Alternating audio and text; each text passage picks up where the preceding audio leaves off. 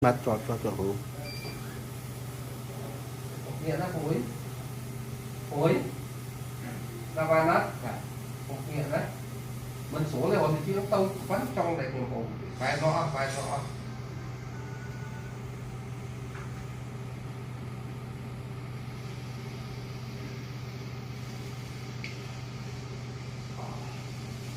nghĩa một đấy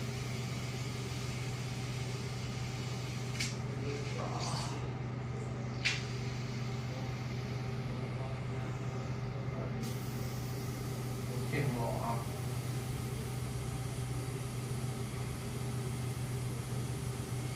này cá rồi mà rồi hả sát à sát ô tô ai ấy chứ là tích tích chứ là còn ba là giờ tăng tiền nhắm tới đó à mấy cái đó ấy điện nó nhận mà